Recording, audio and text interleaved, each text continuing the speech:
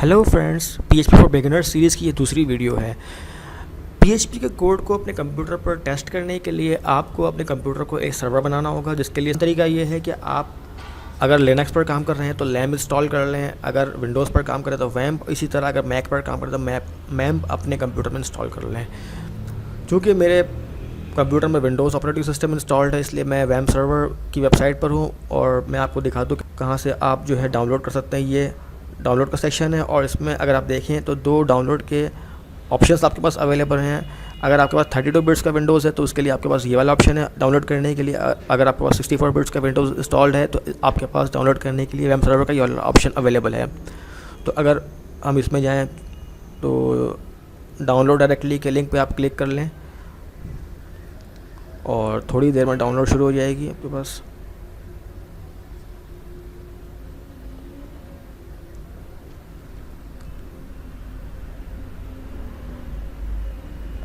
तो मेरे पास चूँकि वैम्प सर्वर ऑलरेडी डाउनलोडेड है तो मैं इस प्रोसेस को कैंसिल कर दूंगा और डाउनलोड होने के बाद आपके पास टास्क बार में वो इस तरह से शो हो जाना चाहिए। तो अगर आप देखें इसमें W में अगर आप जाएँ तो इसका कंट्रोल पैनल आपके सामने खुल जाएगा। इसमें कुछ आपको क्लिकेबल ऑप्शंस नज़र आ रहे हैं। अगर आप लोकल होस्ट में जाएँ तो आपके पास वैम्प सर्वर का पेज आ जाएगा। इसका मतलब ये है कि आपके पास वैम्प सर्वर सक्सेसफुली डाउनलोड हो गया है।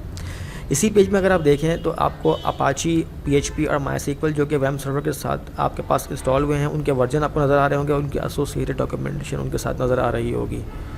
दोबारा से हम कंट्रोल पैनल में जाते हैं तो यहाँ पे हम देखेंगे PHP My Admin। ये PHP My Admin MySQL के डेटाबेसेस को मैनेज करने का एक टूल है। इसके नीचे अगर हम देखें तो www डायरेक्टरी लिखी हुई नज़र आएगी। इस पर हम क्लिक करें तो हमारे पास www का फ़ोल्डर खुल जाएगा। ये वो फ़ोल्डर जिसमें तमाम PHP के फाइल्स जो कि ये हमें और लोकल होस्ट / फाइल का नेम देकर हम जो अपने URL पर लिखते हैं तो वो ये वाली फाइल्स होती हैं। यानी कि ये www का फ़ोल्डर जो है हमारा रूट फ़ोल्डर है। तो जैसे कि आपको नज़र आ रहा है यहाँ पे कि first.php एक फ़ाइल है। मैं आपको डेमोन्स्ट्रेट कर दूँ कि रूट फ़ोल्डर से क्या मुराद है। तो लोकल होस्ट / first php, तो ये वो फ़ाइल मेरे ब्राउज़र में आ गई जो कि www के फ़ोल्डर में थी। इसी तरह यहाँ पर अगर एक फ़ोल्डर मैंने बना रखा है ट्यूटोरियल के नाम से, इसमें एक फ़ाइल है file.php के नाम से। अगर मैंने इस फ़ाइल को अपने ब्राउज़र में एक्सेस करना है तो मुझे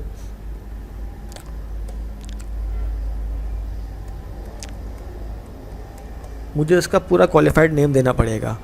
यानी कि ये ट्यूटोरियल का जो फ़ोल्डर है ये रूट फ़ोल्डर नहीं है, सिर्फ और सिर्फ www का जो फ़ोल्डर है वो रूट फ़ोल्डर है और ये ट्यूटोरियल का फ़ोल्डर उस रूट फ़ोल्डर के अंदर पड़ा हुआ है। इसी तरह आप अगर ये देखें कि इस ट्यूटोरियल के फ़ोल्डर में मैंने एक और PHP की फ़ाइल index.php के नाम से बना रखी है। तो इसको एक्सेस करने के लिए अगर मैं यहाँ पे कुछ भी ना लिखूँ तो भी वो फ़ाइल एक्सेस हो जाएगी, क्योंकि अपाची सर्वर में ये फ़ीचर होता है कि index.php के नाम से अगर कोई भी आप फाइल बनाएंगे तो वो उसके लिए क्वालिफाइड नेम देने की ज़रूरत नहीं है। वो बाय डिफ़ॉल्ट इंडेक्स को अपने पास ब्राउज़र पे लोड करा देता है। अगर आप कुछ भी ना देंगे तो वो समझ जाएगा कि आपकी मुराद index.php से है। दोबारा हम अपने वैम्प सर्वर के कंट्रोल पैनल पे आते हैं और कोई और चीज़ों का जायज़ा लेते हैं। आप यहाँ पर अगर देखें तो अपाची का एक ड्रॉप डाउन यहाँ पे खुल गया आपके सामने। इसमें वर्जन में अगर आप जाएँ तो यहाँ से भी आप अपाची का वर्जन देख सकते हैं, PHP के वर्जन देख सकते हैं और ये PHP की कॉन्फ़िगरेशन फ़ाइल है।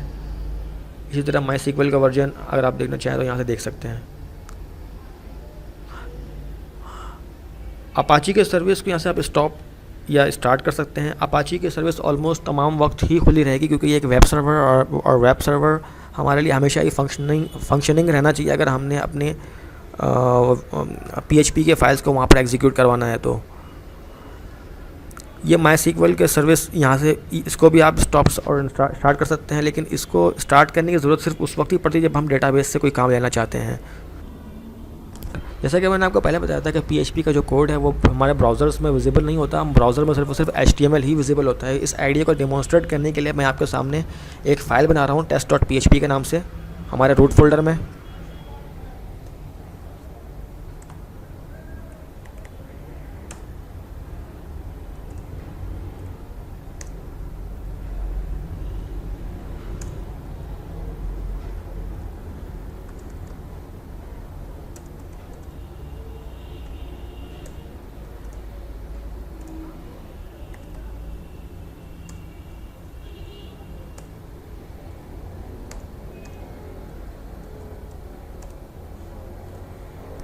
तो ये जो PHP के ये कोड स्निपेट के बॉडी है, जिसकी बॉडी में खैर उस वक्त कुछ भी नहीं है, लेकिन ये प्री प्रोसेसर के लिए एक PHP का कोड स्निपेट ही है।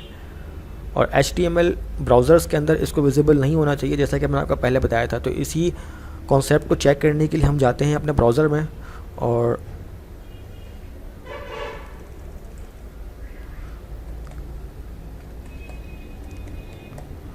हम यहाँ पे test.php लिखें और इसका सोर्स कोड हम देखने जाएँ अगर, तो हमें तमाम का तमाम HTML तो नज़र आ रहा है, लेकिन वो जो PHP का ये वाला पोर्शन है जो यहाँ से लेके इधर यहाँ तक है, वो हमारे पास विजिबल नहीं है। तो ये हमारी बात प्रूव हो गई कि PHP जो है वो ब्राउज़र्स में नज़र नहीं आता, सिर्फ और सिर्फ HTML ही ब्राउज़र में नज़र आ पाता है। तो ये थी हमारे सेकंड वीडियो, जिसमें हमने वेब सर्वर, उसकी इंस्टॉलेशन, उसके फीचर्स और ब्राउज़र में हमारे कोड विजिबिलिटी के बारे में कुछ बात की। Thank you for watching and bye for now.